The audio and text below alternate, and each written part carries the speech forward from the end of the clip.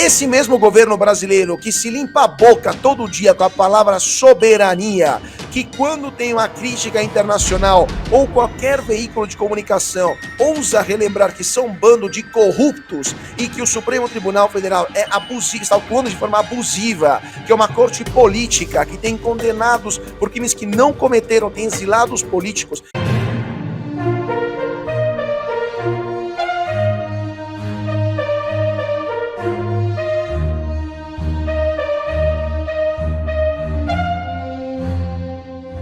Pedido de afastamento de Moraes para zelar pela própria saúde mental é protocolado no STF. É isso mesmo. O advogado Paulo Faria, defensor do ex-deputado Daniel Silveira, acionou o STF para afastar o ministro Alexandre de Moraes do cargo. Segundo Faria, o afastamento seria necessário para que Moraes pudesse zelar pela própria saúde mental. O advogado alegou que o ministro teria adotado comportamentos inadequados e ilegais, além de protagonizar violações recorrentes à legislação, perseguições veladas, falta de empatia e explosões de temperamento. O presidente do Supremo, Luiz Roberto Barroso, no entanto, entendeu que o pedido não reunia condições para avançar. De acordo com sua decisão, a solicitação de Faria seria de difícil compreensão.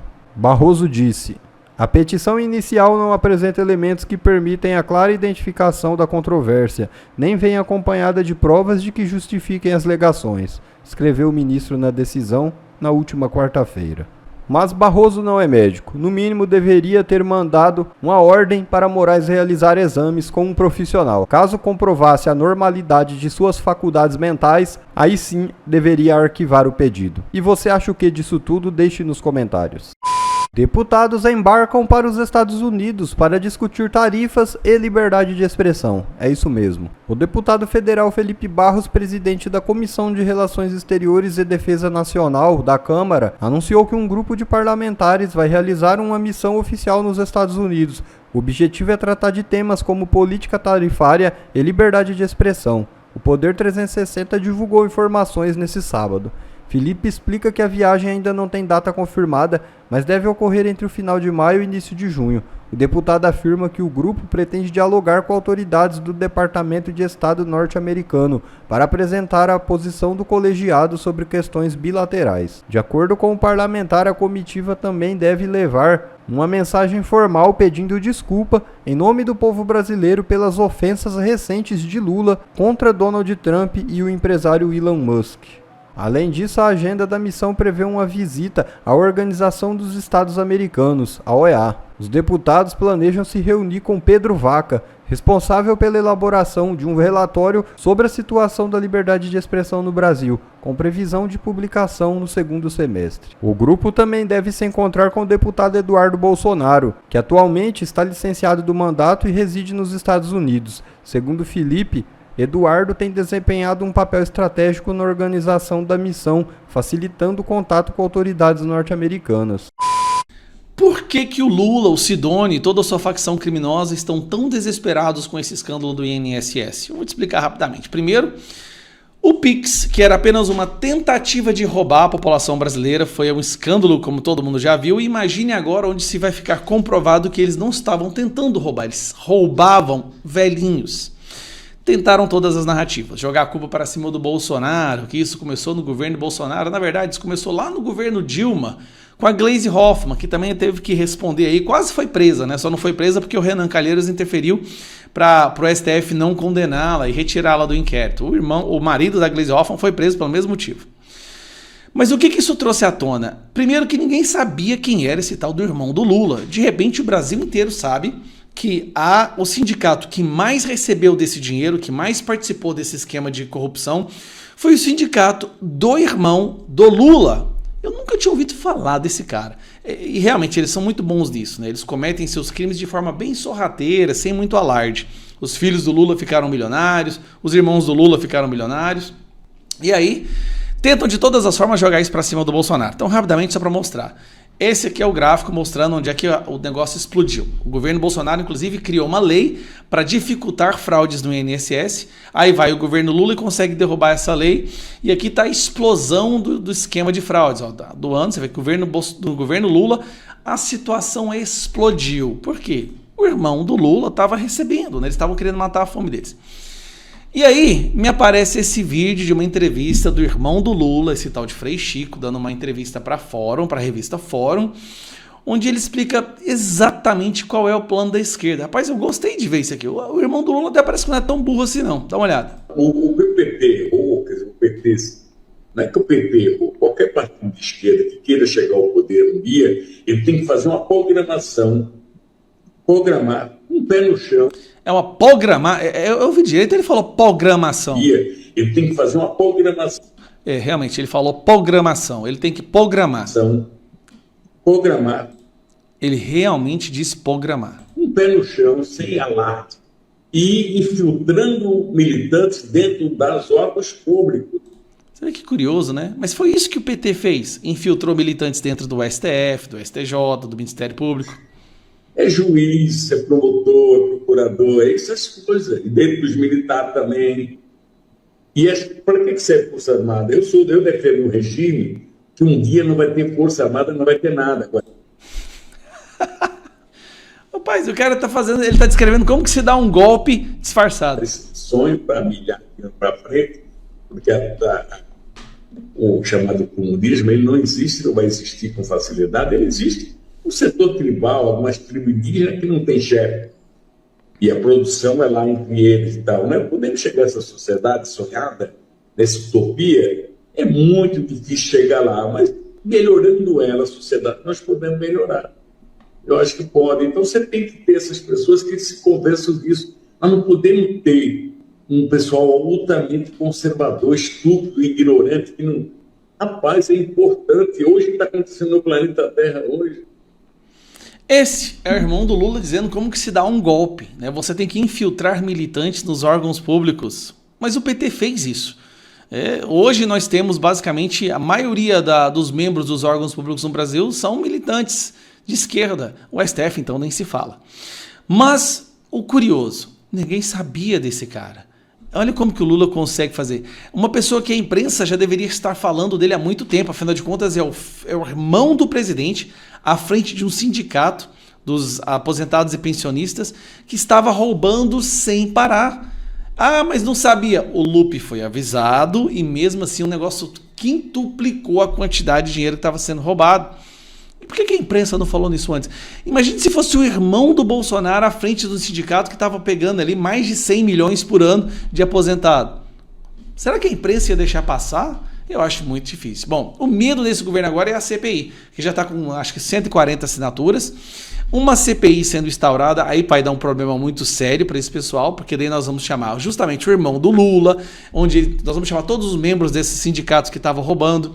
Então, eles estão desesperados muito mais do que durante o PIX. O PIX, eles tentaram roubar, agora eles roubaram e vão ter que pagar. É isso que dá, deixar o criminoso voltar para a cena do crime. O presidente Lula classificou como abominável a emissão do visto americano com identificação masculina para a deputada Erika Hilton. O Ministério das Relações Exteriores pedirá esclarecimentos aos Estados Unidos após a parlamentar receber o documento com o sexo masculino. Erika Hilton havia recebido um visto anterior em 2023, no qual constava o sexo feminino, mas o novo documento mudou para o sexo masculino porque a deputada é trans. A deputada do PSOL anunciou que denunciará o presidente Donald Trump à ONU por transfobia e desrespeito aos registros civis brasileiros.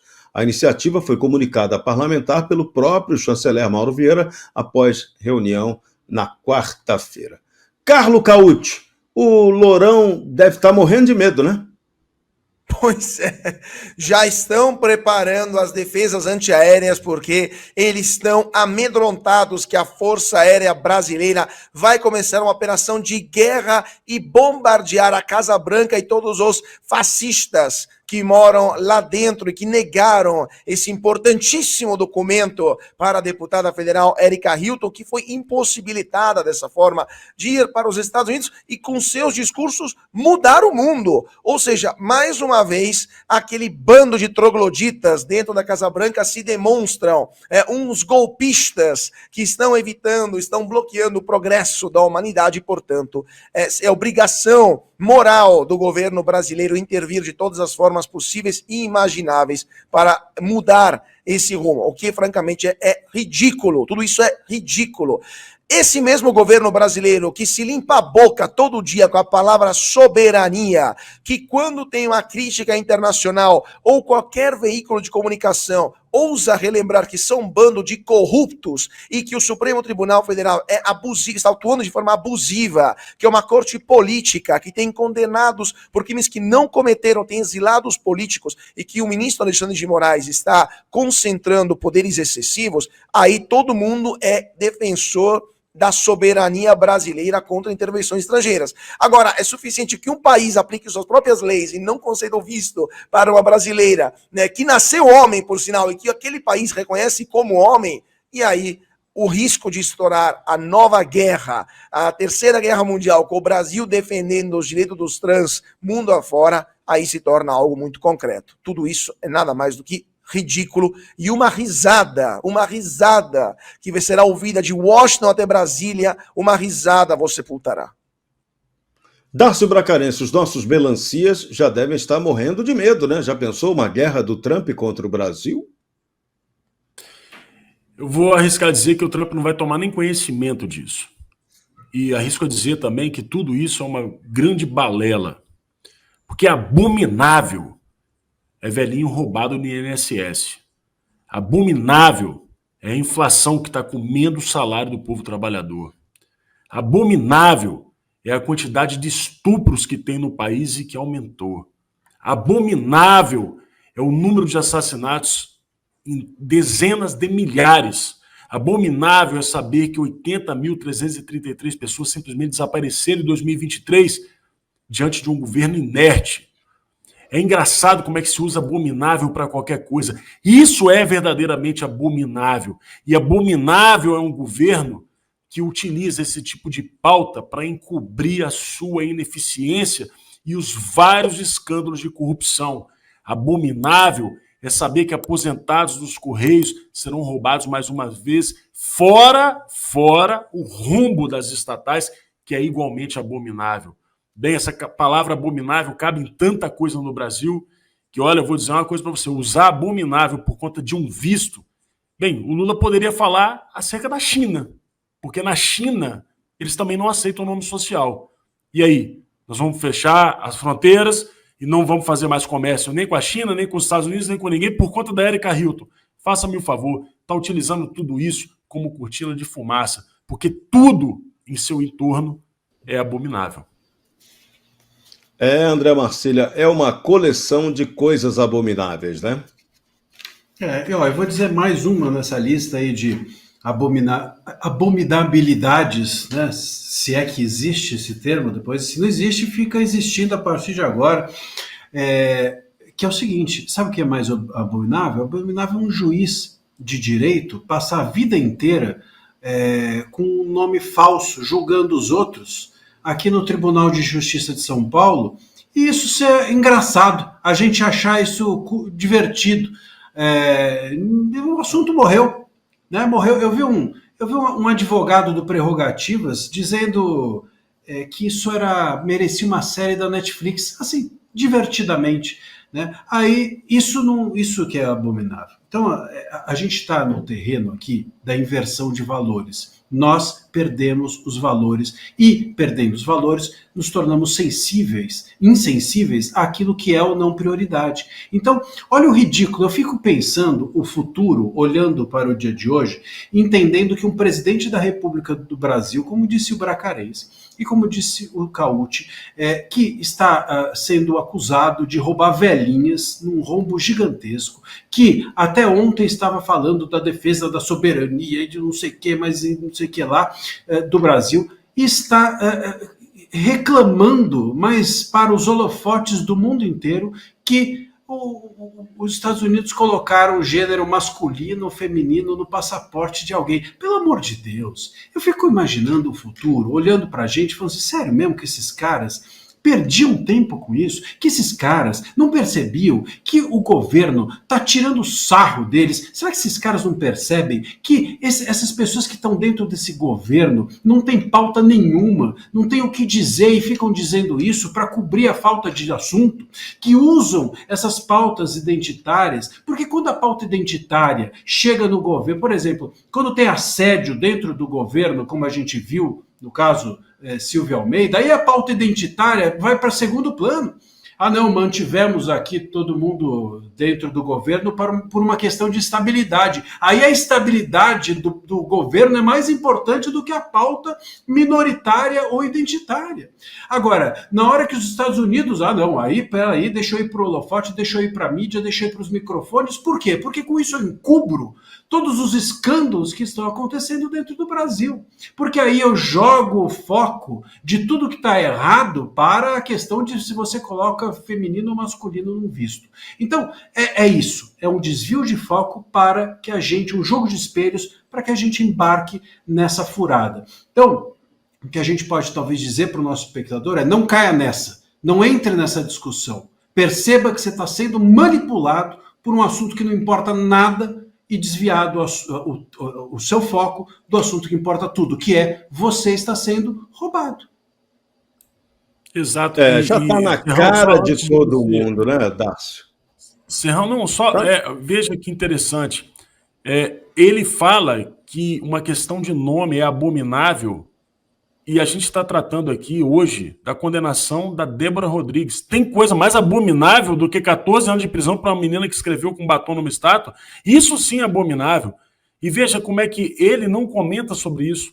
Algum jornalista entrevistou o Lula perguntando se ele achava justa a prisão da Débora, 14 anos presa por conta do batom. Ele vai chamar de abominável? Faça-me um favor. E malandragem, né? Abominável, Lula, essa armação ilimitada de usar e abusar da questão identitária. É coisa de um governo ou que não tem identidade ou que há uma grande falsidade ideológica. É nota -13 para essa petralhada. Inteligência artificial pode ser neutra? O nosso amigo André Marcília está alertando que usuários das redes sociais estão tratando o Grok do X como uma espécie de fonte alternativa à imprensa tradicional. Mas, paradoxalmente, a inteligência artificial do Elon Musk, ela se alimenta exatamente das informações produzidas pela mídia convencional, aquela do consórcio. Por isso, segundo André Marcília, é um erro trocar a dúvida em relação à imprensa pela ilusão de uma neutralidade da inteligência artificial. Marcília está defendendo que o melhor uso da IA não é passivo, mas interativo. Perguntar, duvidar, corrigir, tensionar, contradizer. Segundo Marcília, quando tratamos a IA como oráculos, criamos um tipo de ignorância autoritária. É isso mesmo? Você acompanha o voto do relator, meu caro Carlos Cauti? Apoio sempre o voto do relator. Bom, primeiramente, a inteligência artificial, ela é programada por seres humanos, ela não desce no céu como o Espírito Santo, né? Tem gente que treina a inteligência artificial. Então, se os treinadores da inteligência artificial são humanos estúpidos, né, provavelmente não será tão inteligente assim, ou são humanos ideologizados, provavelmente não vai ser inteligência assim. Então, é isso que a gente está vendo em várias ocasiões. Eu me lembro claramente do ChatGPT, quando um tempo atrás perguntaram para ele: mostra imagens de soldados nazistas. Mostrou negros, mostrou asiáticos, né? Então, assim, não faz sentido nenhum. Isso como estilo de SS, no caso, né? Então, é óbvio que as várias inteligências artificiais que estão no mercado mostram, sim, que há uma grande ideologização por parte dos programadores, né? Que estão, especialmente no Vale do Silício, que é uma das regiões do mundo com maior taxa de contaminação pela ideologia da lacração, né, pela ideologia woke, e isso então acaba deixando, né, emburrecendo a inteligência artificial. Se os programadores são um bando de ideologizados, também a inteligência artificial não será isenta, né, desta praga. Gostei de ver, hein? Esse André Marcília está mais corajoso que o Alexandre de Moraes. O outro desafiou o Elon Musk e o Marcília está desafiando o Grok. Bacana, hein? Gostei dessa, Marcília. Pois é, olha, eu só espero não perder os cabelos, assim como o Alexandre de Moraes. Mas é isso, né, Serrão? Tá uma modinha, todo mundo pergunta pro Grok como se fosse uma alternativa à mídia. A imprensa ela não tem a resposta, então vou perguntar pro Grok. Só que eles não sabem que o Grok vai buscar a resposta na velha imprensa. Então, não adianta nada. Você precisa questionar o Grok, em vez de perguntar e aguardar passivamente a resposta. Dureza, hein? Você quer falar sobre essa do Grok? Você também é um perguntador ao Grok, meu caro Dácio Bracarense. Na verdade, não. Eu, de vez em quando, entro aqui nos embates, uns debates com as inteligências artificiais, seja ChatGPT, Grok, entre outras coisas, e eu estava lendo que elas têm alucinações também. É algo curioso. Isso aí é o grande desafio agora, né? Porque está havendo aí essa... Depois eu sugiro que o nosso público pesquise sobre essa questão das alucinações da inteligência artificial, porque elas acabam gerando informações simplesmente inexistentes. A inteligência artificial criando histórias, sobretudo, criando fatos que, na verdade, nunca aconteceram, portanto, não são fatos. Então, esse é um problema que a sociedade vai ter que administrar. Mas eu concordo com Marcília, a gente está deixando de utilizar a nossa inteligência para explorar a inteligência artificial, para poder substituir a nossa inteligência pela inteligência artificial. Isso é um risco e eu espero que a sociedade acorde o quanto é tempo e não permita que isso aconteça. Bom, pessoal, esse foi mais um vídeo. Eu espero que vocês tenham gostado. Se vocês gostaram, deixa o like aqui para fortalecer nosso canal. Logo eu volto trazendo mais informações da política para vocês. Um forte abraço, fiquem todos com Deus e até a próxima.